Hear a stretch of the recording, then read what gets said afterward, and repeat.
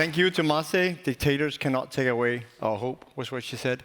It's now my pleasure to introduce our next speaker in this series of Standing Up for Freedom around the globe, for Maryam Al-Khawaja. It's with great pleasure that I stand before you today to introduce a truly remarkable individual who has dedicated her life to the pursuit of freedom and justice. Maryam Al-Khawaja, a name that resonates with the spirit of activism and the relentless pursuit of justice. Born into a family deeply committed to advocating for human rights in Bahrain, Maryam has carried on her father's fight, Al-Hadi Al-Khawaja, a Danish Bahraini activist now imprisoned in Bahrain since 2011. And she's also a freedom fighter in her own right. From a very young age, Maryam understood the power of activism and the urgent need to challenge systems that trample upon the rights of individuals. Her unwavering dedication to her principles led her to the forefront of the Bahraini human rights movement. So please join me in giving a warm welcome to Maryam.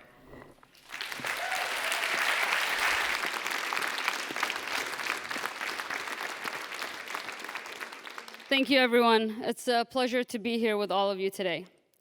This morning, you all sat here and you heard people talk about the importance of protecting democracy, how freedom is important, and how accountability and justice is crucial. And my question is always, for whom? What to the Palestinians is democracy as they mark the 75th year of Nakba today, living under occupation and apartheid? What to Ala in Egypt and thousands of other prisoners of conscience is freedom? What to the people and the populations living in the Gulf Cooperation Council countries is freedom as they continue to receive weapons and support from the West? What to Michael Brown and Breonna Taylor is freedom as they live in systems that are supposed to protect them and yet target them? And what to the Syrians is accountability when we look at the reaction from the world when Putin bombed and attacked Ukraine, but we did not see the same response as Putin bombed Syrian civilians for years?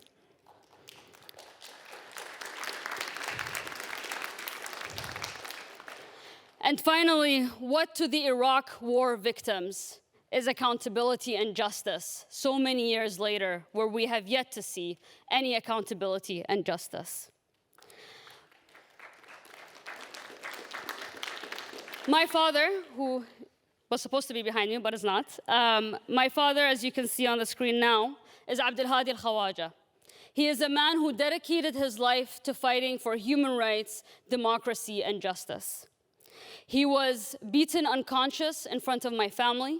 He was then dragged away, kept in incommunicado detention, and then he was severely tortured physically, psychologically, and sexually. Why? Because he dared to speak up. He dared to speak truth to power in a country that does not want to hear the truth. And he is the only Danish prisoner of conscience in the world today. 12 years later, I am still standing on stages asking people to act. Because unfortunately, when it comes to fighting for democracy and justice and freedom and accountability, when it comes to the Gulf, our double standards are glaring. Because we look at the Gulf and instead of seeing populations who deserve freedom and liberty and justice just like every single person in this world, we see oil and we see economic deals and we see opportunities for selling weapons.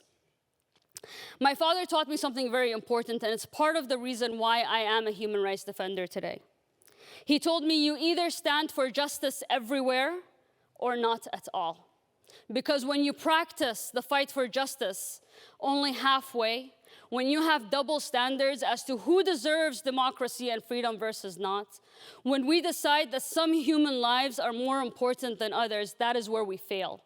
And that is where we will not be able to change the systems that be or change the world that we live in to make it a better place for all of us. Human rights defenders and civil society are crucial to democracies.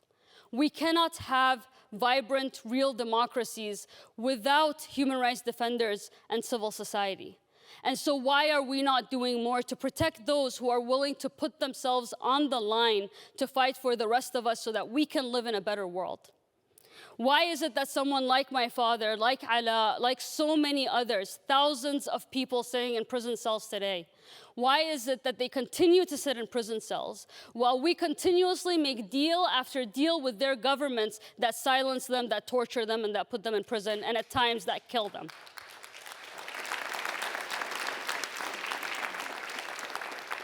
When a government stands before you and tells you, we care about human rights and democracy, when they tell you that justice and accountability is the cornerstone of our foreign policy, ask not how well they apply it to their to their enemies, but ask how well they apply it to their allies. Because that's where you know whether those governments actually truly hold those standards and principles within their foreign policy in their practice. So what I'm here to ask today, and you heard this in other speeches as well, together we are stronger. But until we eliminate the double standards, until we eliminate the hypocrisy that exists, including in spaces like these, when we talk about democracy and justice and accountability, we need to make sure that we're talking about it in a way so that it applies to everyone and not just the few. When we talk about the importance of data protection and digital rights and making sure that voices are heard, then we need to be talking about every voice in the room and not just a select few. And so what I ask of you today, for the future of us, for the future of the future generations, for the future of the people of this world, protect civil society, protect human rights defenders. And if we here in Denmark, and I'm speaking here also as a Danish citizen, if we here in Denmark cannot protect someone like my father, if he continues to sit in a prison cell 12 years later, then how can we even pretend to defend human rights defenders around the world? Thank you.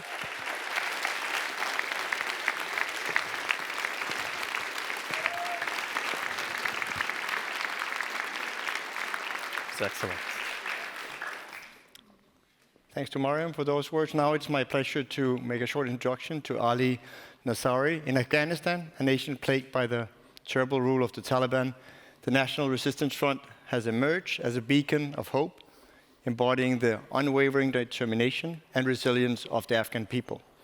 Founded on the principles of freedom, democracy, and the protection of human rights, the National Resistance Front of Afghanistan. And it's now my pleasure to welcome Ali to the stage, who will introduce our next speaker. Ali, the floor is yours. Thank you. Yeah. Your Excellency, Secretary General Rasmussen, esteemed guests, ladies and gentlemen. Today I stand before you to pay tribute to the impregnable spirit of the last stronghold of democracy and the fight against terrorism in Afghanistan. For the past 21 months, the courageous men and women of Afghanistan under the banner of the National Resistance Front have valiantly battled without international support, persevering against all odds. As the Republic of Afghanistan fell in 2021, NATO forces withdrew, and the whole political class, except for a few, fled and abandoned the nation to its fate. A group of valiant souls chose to remain and carry on the struggle for freedom, justice, and democracy. In the bleakest hour of Afghanistan, on that fateful day of August 15th, 2021, when the ashes of a crumbling democracy obscured the horizon, a phoenix of freedom soared above the desolation.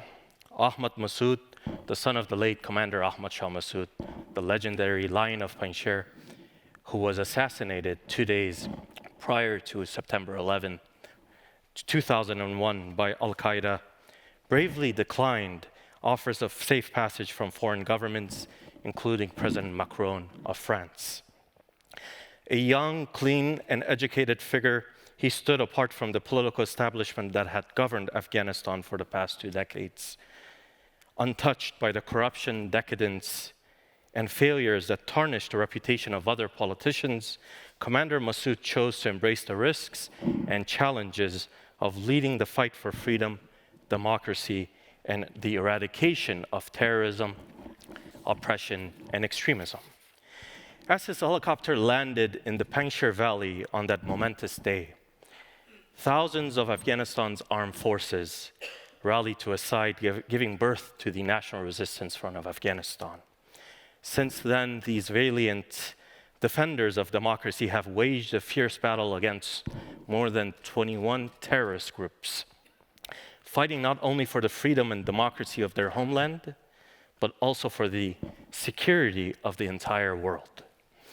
This resistance represents not just Afghanistan's struggle for freedom, but also a continuation of the global war on terror that started in 2001. The departure of NATO forces from Afghanistan in August 2021 did not signify the conclusion of this crucial fight. Instead, it placed the responsibility in the hands of those who refuse to abandon their homeland. The NRF has taken up the mantle, standing resolute against the forces of darkness and terror that pose a threat to the world.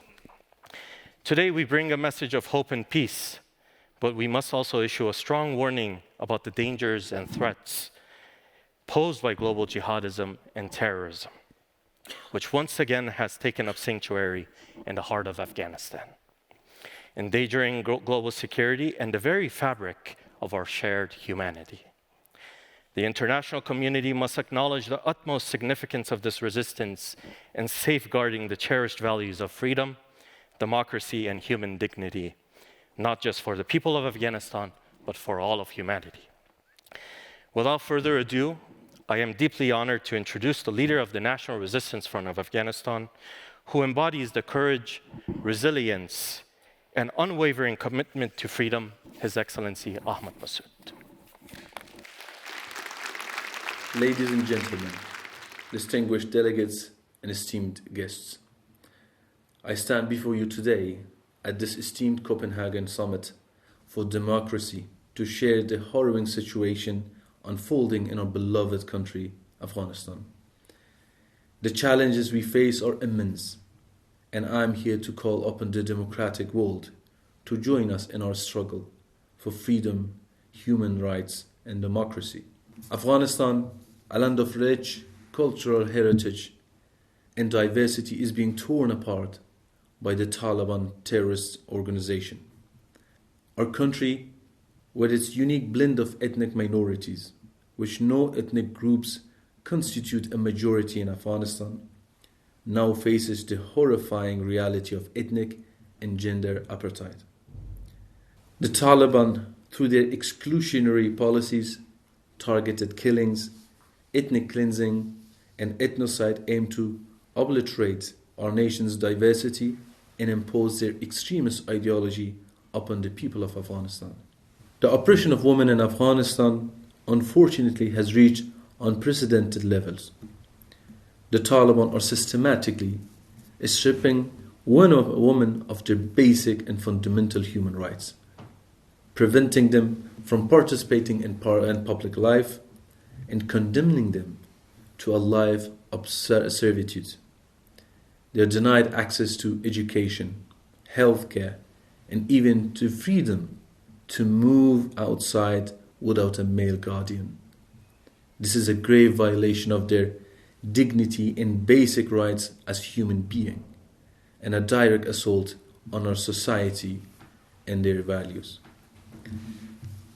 Also, the security situation in Afghanistan also has taken a turn for the worse, unfortunately. With the return of the Taliban to power, our country has become a sanctuary for international and regional terrorist groups.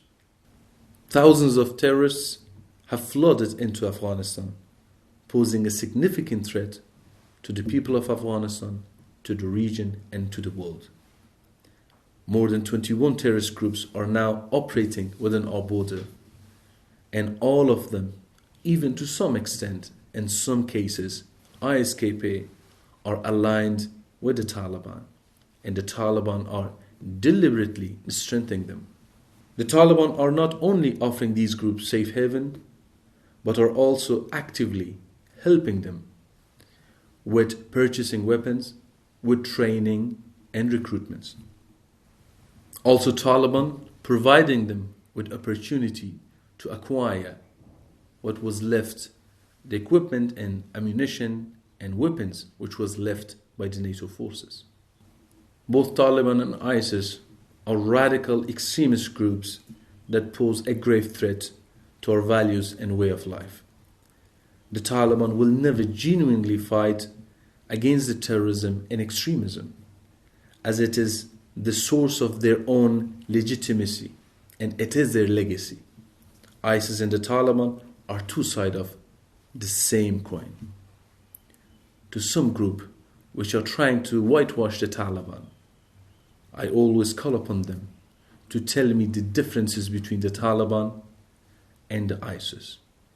Their ideology, their tactic, their brutality, and the way of governance is the same.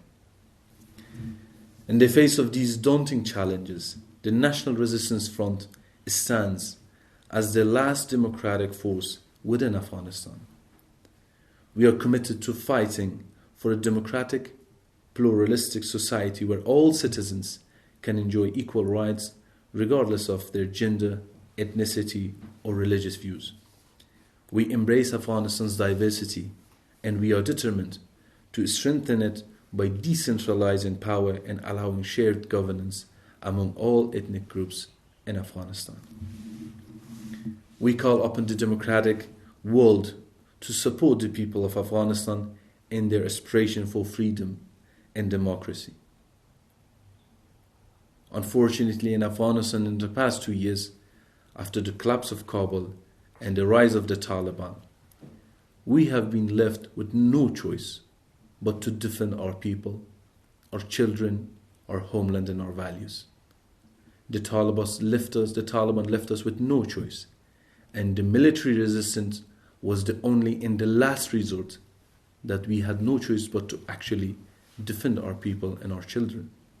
At the same time, we are working to build a consensus among opposition forces to create a viable political alternative to this current situation.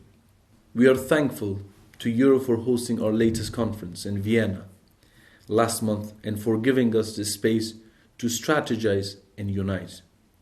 We encourage all democratic forces in all democratic countries across the globe to support and assist us, as our victory in Afghanistan will pave the way for success elsewhere. A world united against tyranny and oppression can make a difference. Our struggle is not just our own. It is a part for a broader battle against extremism and the erosion of democracies across the world.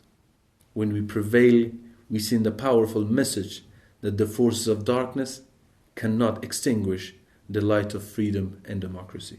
In closing, I would like to express my heartfelt gratitude to the organizers of the Copenhagen Summit for Democracy, former Prime Minister Rasmussen and the Kingdom of Denmark, for providing this invaluable platform.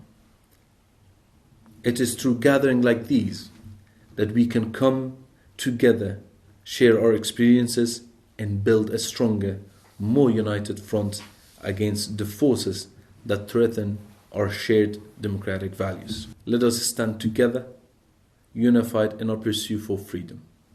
Thank you very much. God bless you all.